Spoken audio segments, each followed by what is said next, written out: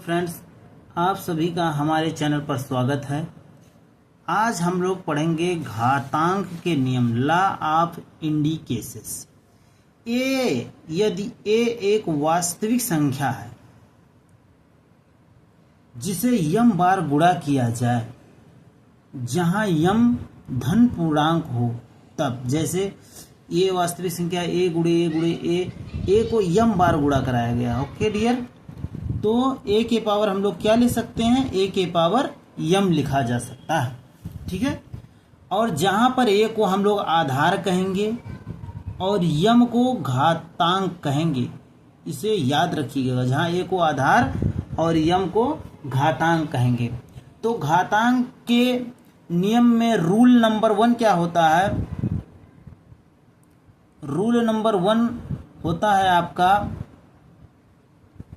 Rule number 1 होता है कि जैसे ए के पावर अगर कहीं पर लिखा हुआ है यम, गुणे में ए के पावर आपका लिखा हुआ यन, गुणे ए के पावर आपका लिखा हुआ है आर, तो हम लोग और डॉट गुणे में और भी कुछ है, तो हम लोग इसे देखिए, आधार अगर समान है तो घातों को हम लोग क्या करेंगे?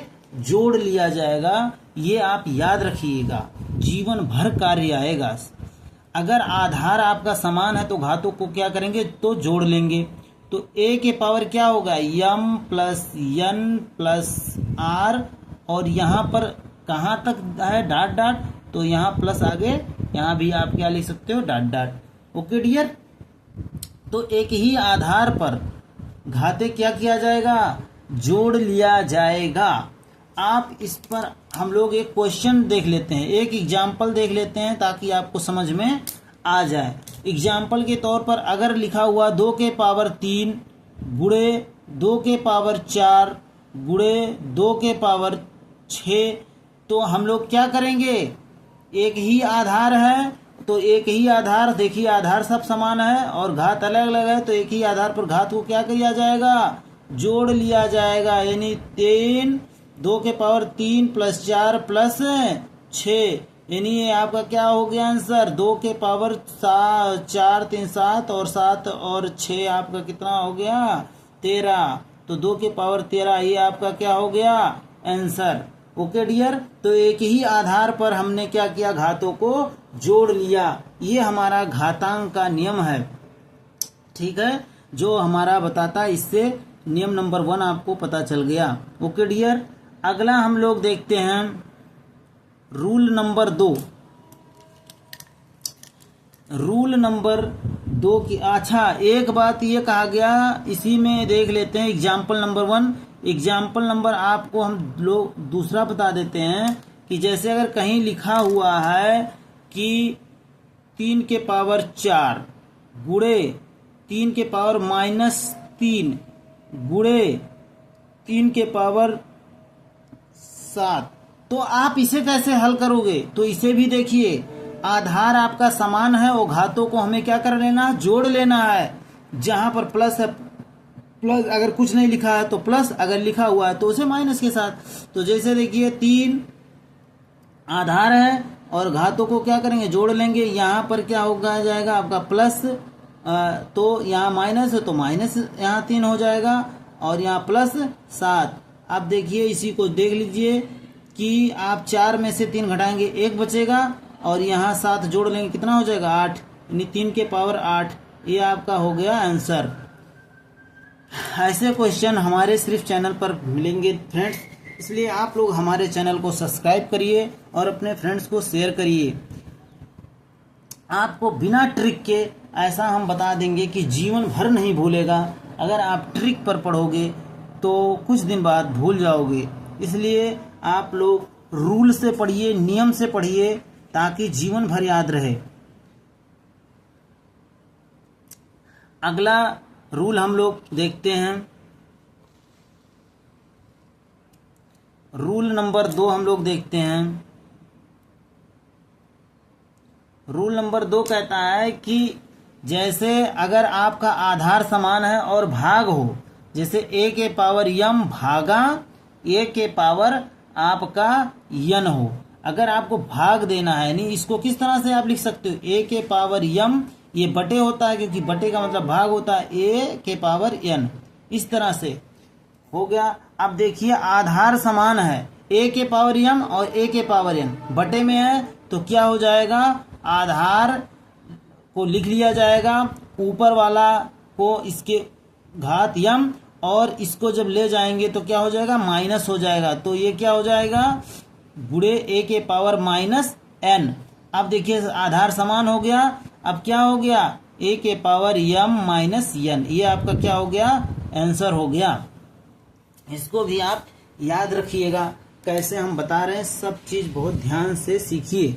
ओके फ्रेंड्स, तो ए के पावर m भागा ए के पावर n को कैसे हमने लिख दिया, इसको ए के पावर m ऊपर ही रहने दिया और राइट साइड वाले को बटे में लिख दिया, क्योंकि ये भाग है तो बटे में ही रहेगा। अब इसको जब हम ऊपर ले जाएंगे तो इसके घात पे माइनस का चिन्ह लग जाएगा, और क्योंकि आधार समान है तो एक ही आधार पर घातों को क्या किया जाएगा, जोड़ लिया जाएगा। क्योंकि यहाँ माइनस का चिन्ह है इसलिए घट गया, क्योंकि प्लस करोगे प्लस माइनस में क्या हो जाता है, माइनस, प्लस माइनस का में क्या हो जाता है, माइनस हो जाता है, तो यहाँ घट जाएगा आपका, तो m माइनस n हो जाएगा। अगला हम लोग देखते हैं रूल नंबर 3। रूल नंबर 3 देखते हैं। रूल नंबर 3 कहता है कि अगर a के पावर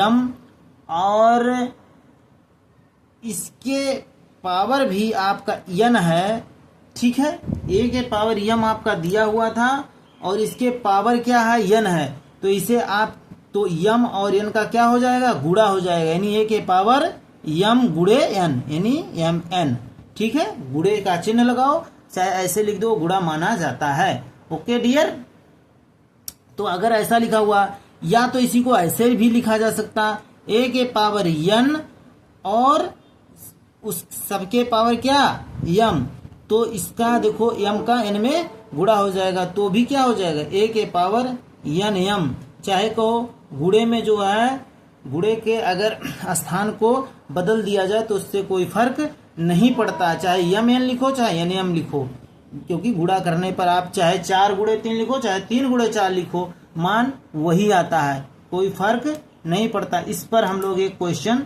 देख लेते हैं, एग्जाम्पल के तौर पर हम लोग देख लेते हैं। जैसे 4 के पावर 3 और सबके पावर आप लिख दो 2, तो इसको क्या लिख सकते हो, 4 आधार है और 2 और 3 क्या हो जाएगा, मल्टीप्लाई हो जाता, 3 गुणे 2 कितना हो जाएगा आपका 6, यानी 4 के पावर 6, यही आपका क्या हो जाएगा, आंसर हो जाएगा।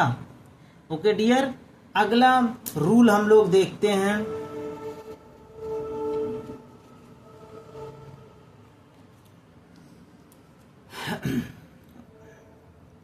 अगला रूल है रूल नंबर 4।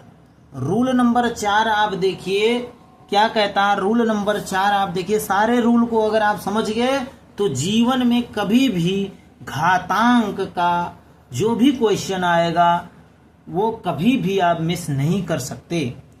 आप रूल नंबर 4 देखिए, अगर लिखा हुआ है a के पावर माइनस m, a के पावर माइनस m, तो इसको आप लिख सकते हो क्या, तो इसे आप लिख सकते हो 1 बटे a के पावर m। इसको जब नीचे लाओगे तो ये प्लस हो जाएगा, इसका जो ऊपर घात है वो घात क्या हो जाएगा, प्लस हो जाएगा, और यही जब आप ऊपर ले जाओगे तो क्या हो जाएगा, माइनस हो जाएगा। ऐसा आप लिख सकते हो। रूल नंबर अब हम लोग पढ़ते हैं, जैसे इस पे भी एग्जाम्पल आप देख लो, एग्जाम्पल देख लो। जैसे अगर कहीं लिखा हुआ 3 के पावर माइनस 2, 3 के पावर माइनस 2, तो इसे आप लिख सकते हो 1 बटे 3 के पावर 2, यानी 3 का स्क्वायर, यानी 1 बटे 9 आपका क्या हो जाएगा, आंसर हो जाएगा। ओके डियर, अगला रूल हम लोग देखते हैं, रूल नंबर 5। रूल नंबर हम लोग पढ़ेंगे 5।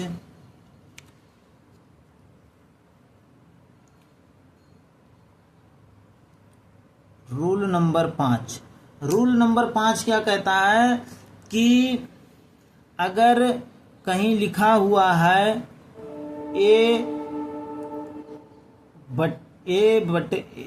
बटे बी और इसके पावर में यम है, तो ये सबके पावर में माना जाएगा, यानी ए के पावर में भी यम माना जाएगा और बी के पावर भी यम माना जाएगा। Okay dear. और देखिए, अगर ये माना जाएगा और इसको इस तरह से भी लिख सकते हो, जैसे ए बटे बी के पावर यम है, तो ये ए के पावर भी यम माना जाएगा और बी के पावर भी यम माना जाएगा। और इसे ऐसा भी लिख सकते हो, या इसे ऐसा भी लिख सकते हो कि आप ए को नीचे ले आओ, बी को ऊपर ले जाओ।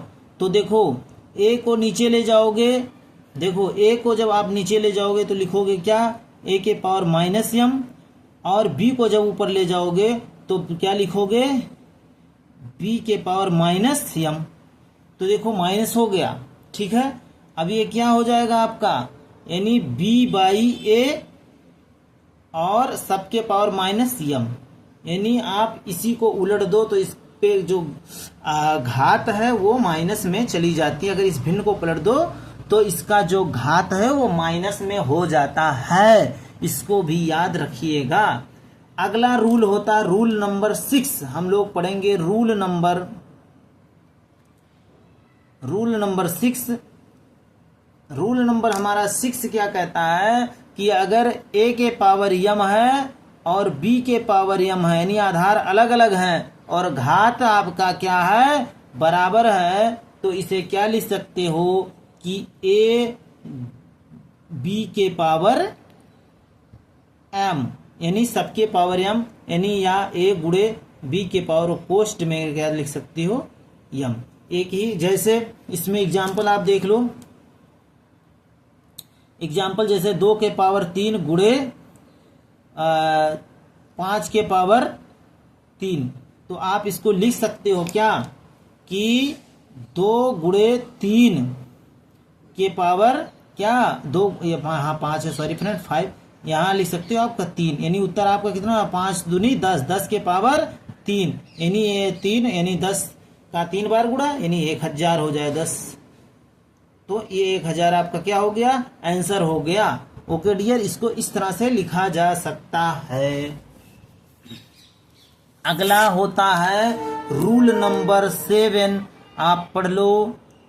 रूल नंबर आपका 7 क्या कहता है, रूल नंबर 7 कहता है कि अगर a के पावर 0 हो तो मान कितना होता है, 1 होता है। इसे याद रखिएगा, अगर a के पावर 0 का मान 1 होता है। एग्जाम्पल आप देख लो, एग्जाम्पल जैसे अगर हम कहें 2 के पावर 0, तो 2 के पावर 0 का मान कितना होगा, आपका 1 होगा आंसर।